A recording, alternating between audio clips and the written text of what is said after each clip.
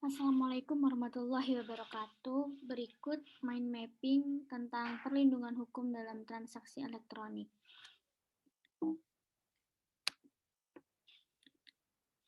Nah, di sini kita akan membahas tentang ini. Yang pertama ada ini latar belakang, yaitu perkembangan ilmu pengetahuan dan teknologi semakin hari semakin pesat.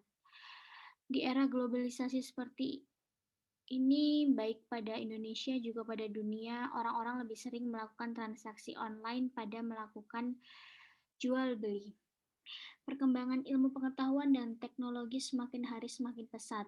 Perkembangan ilmu pengetahuan dan teknologi mampu terpisahkan menggunakan perkembangan bidang ekonomi lantaran antara ekonomi menggunakan ilmu pengetahuan dan teknologi saling mendukung.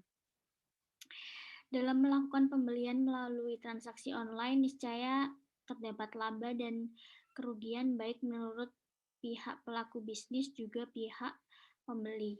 Meskipun demikian, melakukan transaksi online juga memiliki pengaruh negatif bagi konsumen lantaran pada pemesanan barang yang akan dibeli, konsumen tidak bertemu pribadi menggunakan pelaku bisnis, sebagai akibatnya memungkinkan terjadinya tindakan penipuan. Nah, berikut ini ada rumusan masalah. Yang pertama, bagaimana kekuatan hukum dalam perjanjian transaksi online. Yang kedua, ada peranan hukum dalam perlindungan konsumen. Selanjutnya, tujuan penelitian. Yang pertama, mengetahui kekuatan hukum dalam perjanjian transaksi elektronik. Yang kedua, mengetahui peranan hukum dalam perlindungan konsumen. Berikutnya ada pembahasan, ada 3. Yang pertama, dasar hukum elektronik. Yang kedua, perlindungan hukum secara umum. Yang ketiga, peranan hukum dalam perlindungan konsumen. Nah, selanjutnya mari kita bahas pembahasan dahulu. Nah, di sini ada dasar hukum transaksi elektronik. Nah, ini transaksi elektronik diatur dalam Undang-Undang Nomor 11 Tahun 2008 tentang informasi dan transaksi elektronik dari pasal 17 sampai dengan pasal 22. Kehadiran undang-undang ini memberikan manfaat berupa 1. Menjamin kepastian hukum bagi masyarakat yang melakukan transaksi elektronik. 2. Mendorong pertumbuhan ekonomi. 3. Sebagai salah satu upaya untuk mencegah terjadinya kejahatan berbasis teknologi informasi.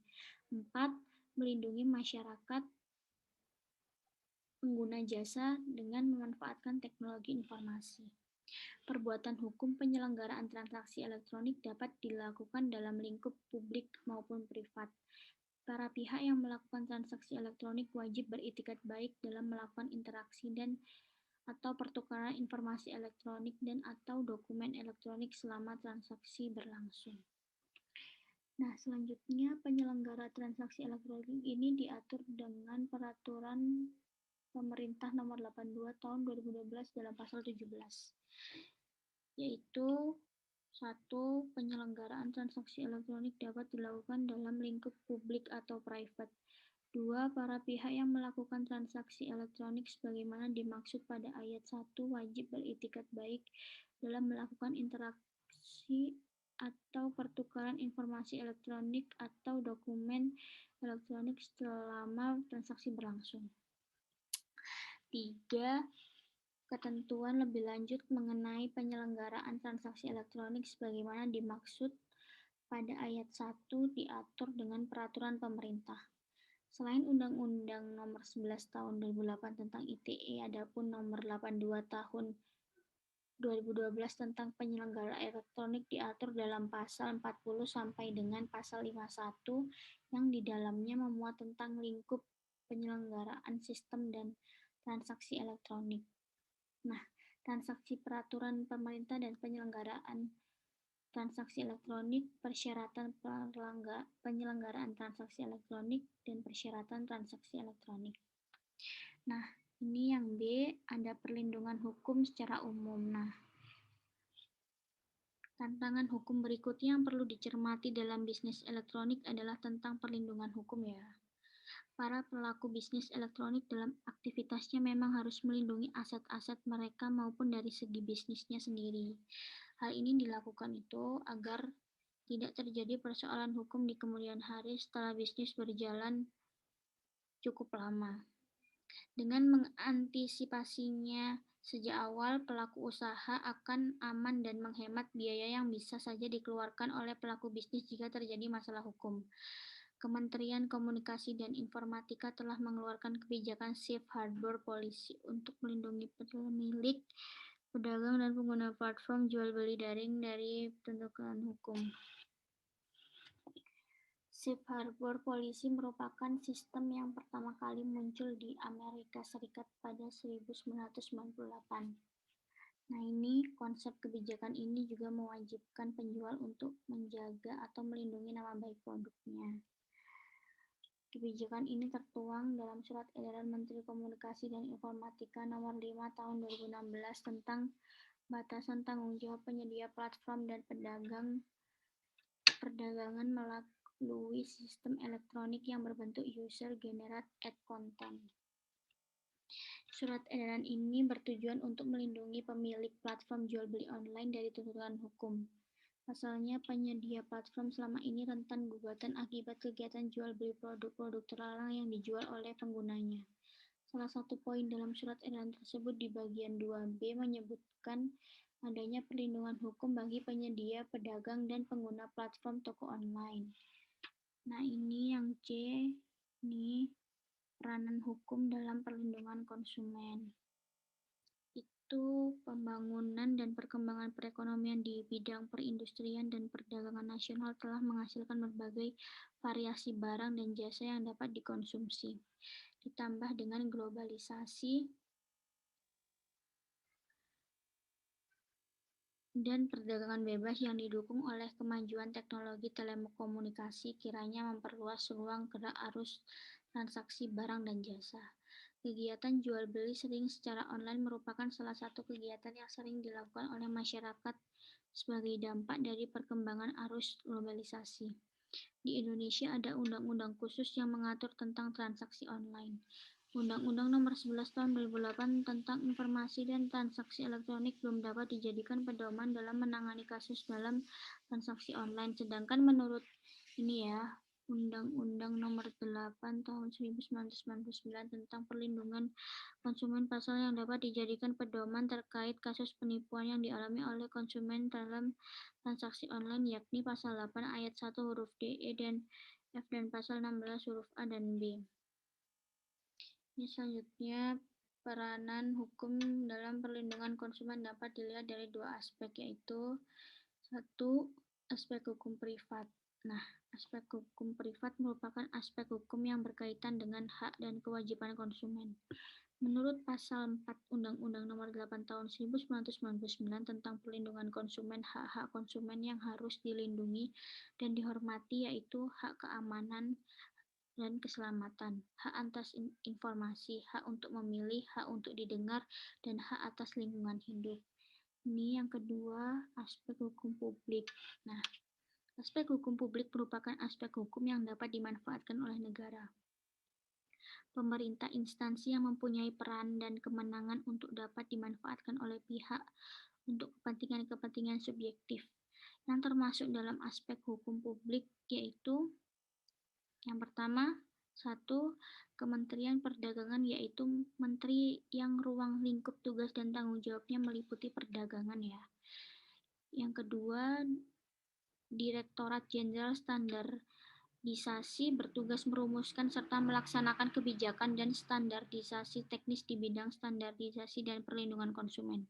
Yang ketiga, Badan Penyelesaian Sengketa Konsumen (BPSK) adalah badan yang bertugas menangani dan menyelesaikan sengketa antara pelaku usaha dan konsumen. Selanjutnya ada kesimpulan. Nah, kesimpulannya, dampak negatif dari perkembangan teknologi berupa munculnya permasalahan hukum seperti penipuan terhadap konsumen dalam melakukan transaksi online.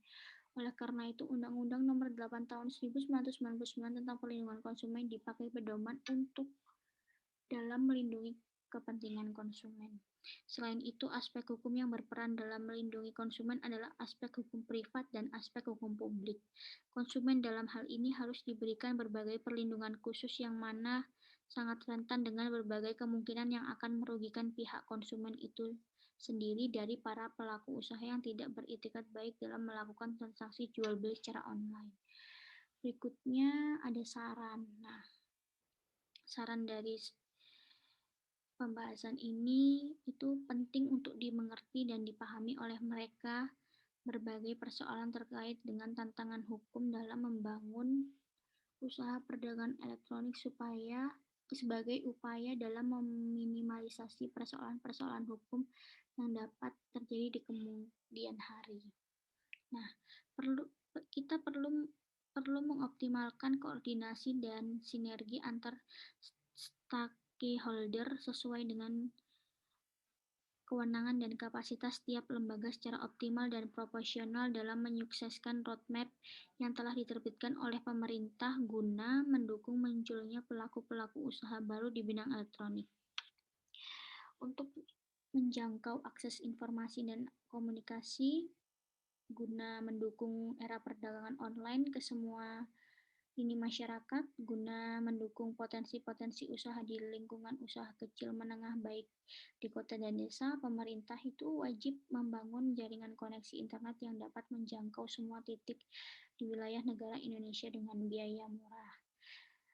Dan perlu meningkatkan aturan mengenai kebijakan safe harbor policy dalam Surat Edaran Menteri Komunikasi dan Informatika Nomor 5 Tahun 2016 tentang batasan tanggung jawab penyedia platform dan perdagangan melalui sistem elektronik yang berbentuk user-generated content menjadi setingkat peraturan menteri atau yang lebih tinggi lagi. Pemerintah perlu meningkatkan koordinasi antara instansi atau lembaga yang secara langsung memiliki peran dalam mengeluarkan regulasi elektronik, yaitu Kementerian Komunikasi dan Informatika, Kementerian Perdagangan, Kementerian Keuangan, dan Otoritas Jasa Keuangan sebagai bahan pengambilan kebijakan dan pembentukan regulasi elektronik.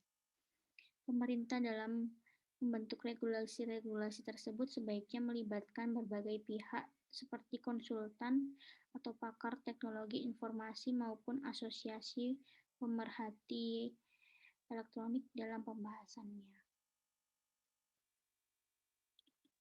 Sekian penjelasan tentang mind mapping.